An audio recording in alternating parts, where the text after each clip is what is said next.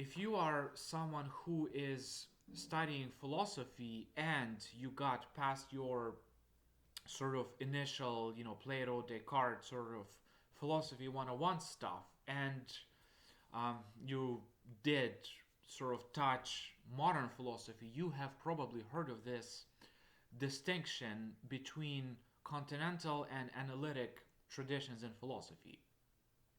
And if it's your first time sort of hearing this concept, analytic or continental, it could be a little bit confusing because um, it's really, the title doesn't really tell you much. Like, I mean, analytic kind of does. It's sort of, I guess, means scientific or mathematical, but continental tells you pretty much nothing. Like what is, continental? Because um, analytic is, kind of does tell you something about a style of thinking, but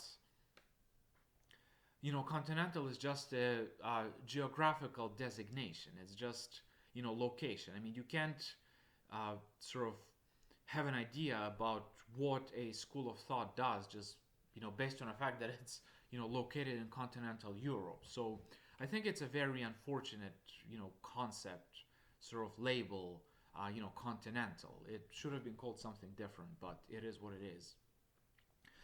So continental versus analytic, all right? It's really not a simple distinction. Like I can't just give you a simple definition. That's what continental is, that's what analytic is. However, there are themes that continental philosophers have in common, and there are themes that analytic philosophers have in common. And whatever I will say, about what continental and analytic is, you should keep in mind that there are major exceptions. Because, for instance, Frege, one of the greatest analytic philosophers, well, he was from the continent. He was living on the continent. And the greatest, arguably the greatest analytic philosopher of the 20th century, Ludwig Wittgenstein, he was also, living on the continent. He was born and raised on the continent. So it's, there are some exceptions to, someone being analytic versus someone being continental. However, like I said, there are major themes which get addressed by uh, both schools in sort of different ways. All right, so historically speaking, we can talk about somebody being an analytic philosopher or somebody being a continental philosopher after Immanuel Kant. So before Immanuel Kant, there was this, you can say, proto continental analytic distinction, and that was um, a distinction between the empiricist tradition in England, such as, you can find in John Locke, David Hume, and George Berkeley, versus the rationalist school on the continent, on the European continent, which was exemplified by Descartes, Spinoza, and Leibniz. So, there was this similar distinction before Immanuel Kant between empiricists and rationalists. And empiricists kind of claim that all of our knowledge comes from sensation. Like, we can't have really metaphysics, we cannot prove that, God exists, that the soul exists. Like, none of these sort of big philosophical concepts can be said to exist, because, like, we just, there are these five senses. And by the way, it's, total myth. We do not have five senses. Like, humans have at least 15 senses. It's probably more than 20, but, it's a very ancient and mistaken view that, we have five senses. Don't ever say that. We don't have five senses. We have way, way more. Like, for instance, pain is a sensation which cannot be reduced to touch, smell, or, taste. Balance is a sensation. Temperature is a sensation. And we have a whole bunch of others. But to use this kind of medieval language, whatever we get from the five senses, touch, sight, smell, whatever, is all there is to know. That's what empiricists claim. And rationalists on the continent, such as Descartes, Spinoza, and Leibniz, they did hardcore metaphysics on the other hand. Like, they went way beyond the senses, and they talked about things like substance and God and soul, and they proved why God exists. So that was this sort of proto continental versus analytic split in philosophy before Immanuel Kant. And after Immanuel Kant, we can talk about someone being as continental or analytic, but not before Kant's critique of pure reason. So Immanuel Kant, well, he is the central figure in this split, like I said. And essentially, after him, in Germany, there was this interesting philosophical tradition which he started, which is known as German idealism. So who are some major German idealists? Well, the most significant ones were Fichte, Johann Fichte, there was Schelling, and there was Friedrich Wilhelm Hegel. And Hegel is this absolute heavyweight continental philosopher. Like, you cannot sort of do serious continental philosophy without studying Hegel. And there was this kind of rebel philosopher, Arthur Schopenhauer, who was sort of developing Kant's theory, but he was totally disgusted and he totally hated Fichte, Schelling, and Hegel. And I have a really good video on Schopenhauer. Check it out. So after Kant, essentially, the first major continental philosopher was Hegel. After Hegel, there was a curious, a really interesting Danish philosopher named Søren Kierkegaard. And, if you take the name, Kierkegaard, it's translated as graveyard, like in a church, pretty gloomy, last name. So he started this other great continental tradition, which I'm sure all of you have heard of, and that is existentialism. So Kierkegaard's rebellion against Hegel started existentialism, essentially. So thus, we can essentially say this. Continental philosophy is, Kant, Hegel, Kierkegaard. So what comes after? Then the next major continental philosopher was the heavyweight economist, philosopher, which I'm sure all of you have heard of, and that is Karl Marx. Marx's philosophy was very, very different from Kierkegaard's. He totally did different kind of philosophy, but Hegel was central to his thinking. And, if you think Karl Marx is hard to read, you should, the way to fix it is to read a lot of Hegel, because if you read your Hegel, Marx will make perfect sense. So Marx essentially took this Fichtean Hegelian approach. And by the way, something really important I gotta say.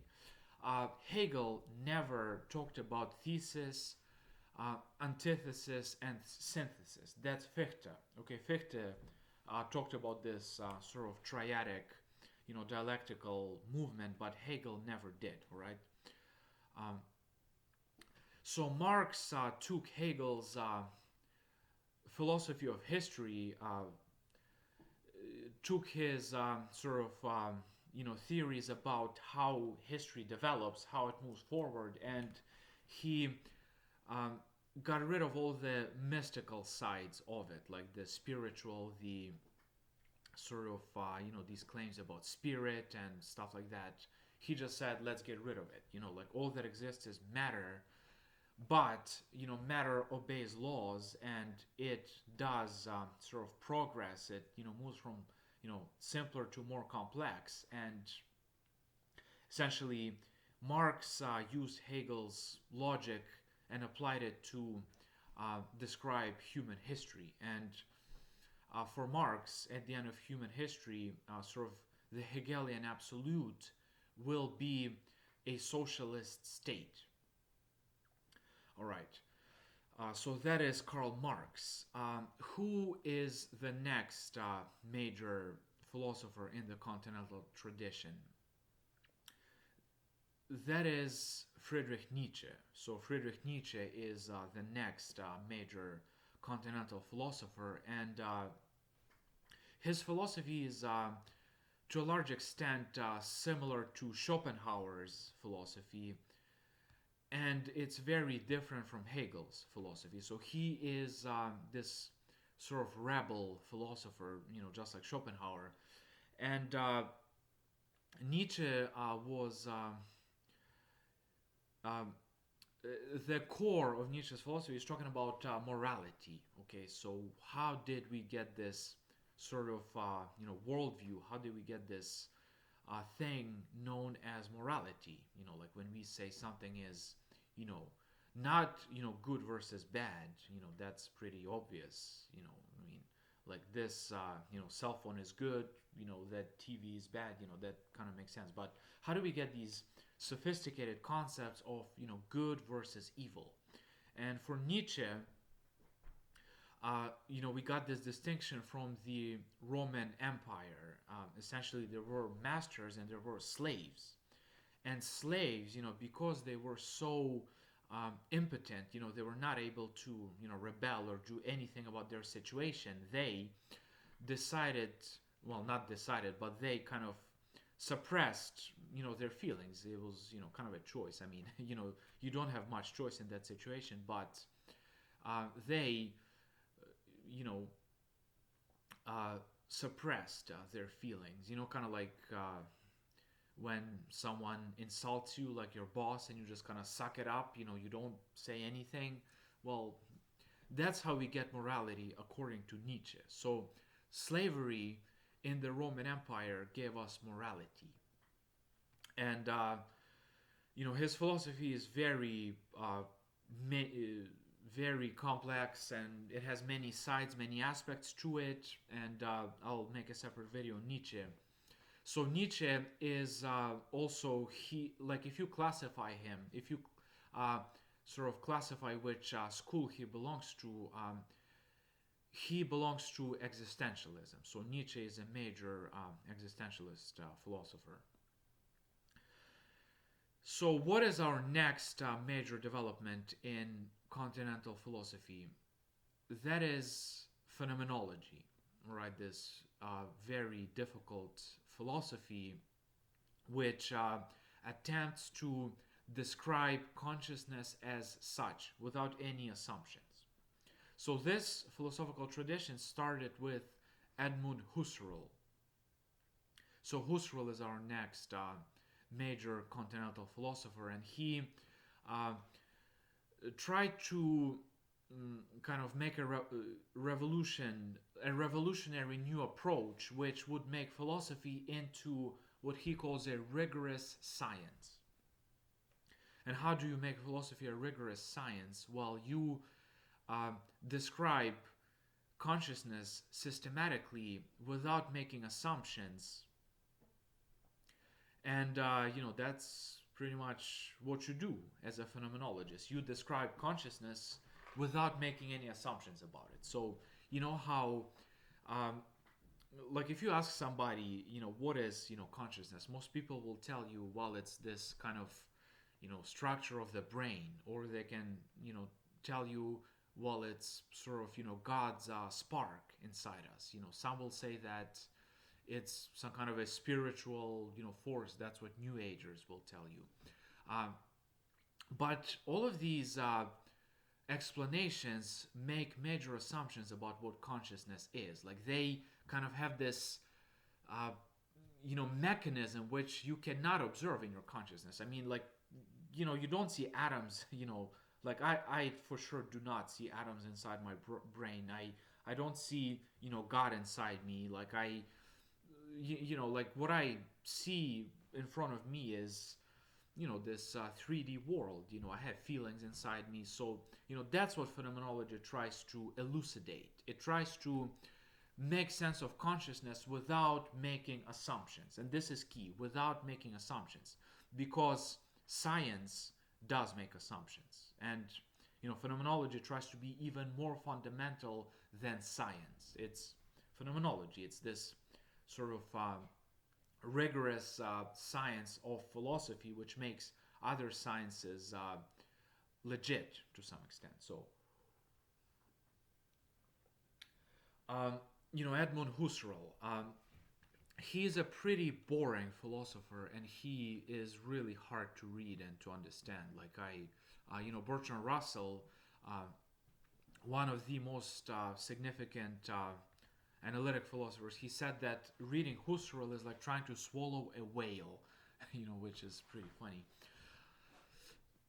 So, Husserl is pretty boring, but the good news is the next major continental philosopher and the next major phenomenologist, Martin Heidegger, was way more interesting as a philosopher. Martin Heidegger is our next major continental philosopher, and he followed in the footsteps of Edmund Husserl with his philosophical approach.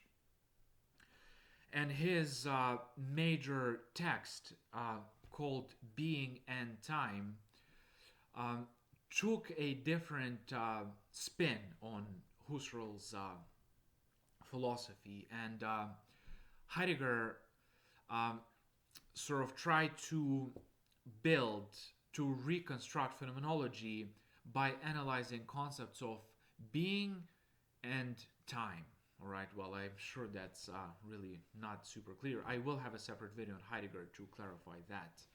But essentially, for Husserl, Husserl was a mathematician by training, and he did know pretty advanced mathematics. He studied with Karl Weierstrass, one of the greatest mathematicians ever. And Husserl had a very rigorous sort of analytic, mathematical approach to his thinking. And like I said, there are exceptions to what I will have to say, and this is kind of an exception, because Husserl was very analytic in his approach, and he could be classified as an analytic philosopher easily, but he isn't, because of his students primarily. But anyways, Martin Heidegger sort of really did a different kind of philosophy, different from Husserl's as far as his basic approach is concerned. And he thought that, Husserl, even though he tried to do phenomenology, which is not supposed to make assumptions, he did make a lot of assumptions. He was very Cartesian in his approach. For instance, he had this concept of transcendental ego, like ego, subject, consciousness, and even that in itself is an assumption. So Heidegger said that, it was a, good project, but, it was flawed from the start. That's, the way Heidegger viewed Husserl's philosophy. And he looked at this question of being. What does it mean to be? When we say, something is, like we say, this wall is, beige, this, person is intelligent, this hammer is useful. There are kind of different ways in which we use the word is, which, implies being. And, for Heidegger, there are three ways to be. So there is being as substance, which is the scientific sort of, predicate calculus way to be. There is being as equipment, which he calls being ready at hand, which cannot be reduced to being as a substance. And there is being as a Dasein, and Dasein is spelled Dasein, which is a German for being there. Okay, for it's kind of a composite term, and Dasein is what we as humans are. So we are not these, kind of subjects which can be described with predicates, which is applicable to being as a substance, but and that's what Heidegger thought Husserl's mistake was. He tried to, sort of do this substance ontology, sort of studying being with categories which are not applicable to the human being. So Dasein cannot be reduced to equipment, nor can it be reduced to predicates, which is applicable to being as a substance. So that's Heidegger. And Heidegger is, by the way, super duper controversial.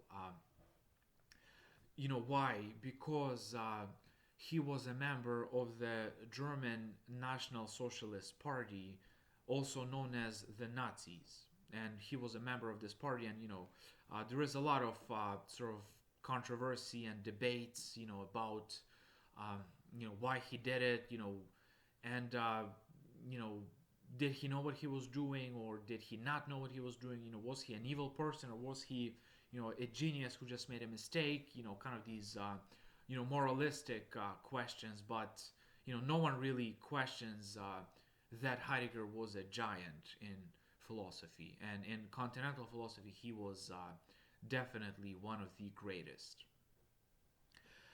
So after Heidegger, we get this interesting philosopher, JeanPaul Sartre,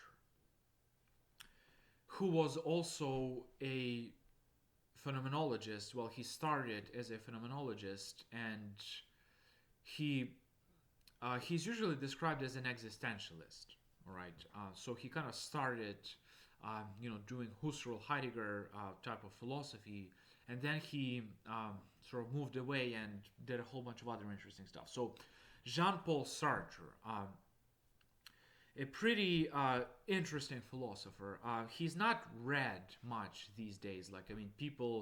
So many theses, PhD theses are done, about Heidegger's philosophy, but Sartre is kind of, he's kind of losing fame. He's losing popularity, and that is unfortunate. Like, his philosophy is really interesting, even though it's really, really hard. So his major work is called Being and Nothingness, right? And Sartre sort of goes back to essentially Husserl's phenomenological perspective, and he does talk about an independent subject and objects outside it. So Heidegger really did not like Sartre at all. He thought like his whole philosophy is just one big mistake, but still, it's really interesting, and Sartre is a major continental philosopher. So what does his Being and Time talk about? It is a really hard book, just as hard as Heidegger's Being and Time, and it essentially talks about 3, maybe 4 major concepts, which he kind of repeats again and again and kind of applies them to different situations. And these concepts are the concept of being for itself and a being in itself. So the being for itself is what we are. So that's what, Dasein was for Heidegger, essentially. So Heideggerian Dasein becomes a being for itself in Sartre, and those other 2 modes of being, which is, being as equipment ready at hand and being as substance, they are being in itself for Sartre. And Sartre asks a really interesting question at the beginning of his masterpiece, Being and Nothingness, and that is, what is the origin of our concept of nothingness. Like we, have this concept, nothingness. Something is missing, something is not there, and he says it's something subjective. It's something that comes from inside our mind. Nothingness, because there are these objects, and kind of nothingness is something we as humans can, bring into the world. And he says that, in some sense, everything is, shaped by this nothingness. Because whatever we can think of it as not being, as not existing. We can think the whole, universe away. And, so human consciousness is a nothingness. And this is an incredible thought. We are not these kind of, complicated machines, with whatever, these, neurons, but we are just nothingness. That's literally all there is to consciousness. It's a nothingness. There is a way that sort of our brain, all these mental operations, whatever, they just exist for the purpose of, creating this nothingness. And our consciousness is nothingness. And that's what he calls being for itself. Because it's a nothingness, it kind of cancels out being in itself. Kind of for you to be conscious of something, you have to be conscious that, you kind of realize that it is not you. It's not a part of you. It's outside of you. And, there is always this negation, this nothingness present. So I will probably make a separate video on Sartre. There is not enough videos, good videos on Sartre as being a nothingness, as far as I have been able to see on YouTube. So this is Sartre. And after Sartre, we will... So who is our next major philosopher after Sartre? It is, without a doubt, Jacques Derrida, right? And he will be the last continental philosopher we're going to be discussing. Jacques Derrida was a French philosopher, and he is usually classified as a postmodernist. So this is another major branch in, continental philosophy, and that is postmodernist philosophy. So Derrida was very influenced by Heidegger and by Hegel, and his philosophy was essentially trying to reconstruct some dialectical relationships in these, concepts which we do not question. And as a result, he kind of challenges, these concepts, and he turns them on their head. He kind of shows that, we, for instance, in the Western tradition, we think that, writing is not as good as speech. You get this directness with human voice, which you do not get in written text. But, Derrida sort of, analyzes it, and then he, kind of says, well, no, they're to some extent equal. Okay, I have a few videos in Derrida. Check him out. Because his philosophy is really challenging. So, all right, this video is long enough, and let's recap. So, I will make a part 2 on analytic philosophy. So, once again, continental philosophy starts with Immanuel Kant. And this is how it proceeds. Kant, Schelling, Fichte, Hegel, Kierkegaard, Marx, Nietzsche, Husserl, Heidegger, Sartre, Derrida. And you could say, perhaps Jacques Lacan, Alain Badiou, and Slavoj Zizek, perhaps at the end. So that's essentially, continental philosophy. And as you have seen, it talks about these kind of metaphysical concepts such as, history, human existence, being, God, these big metaphysical questions. That's what it primarily deals with.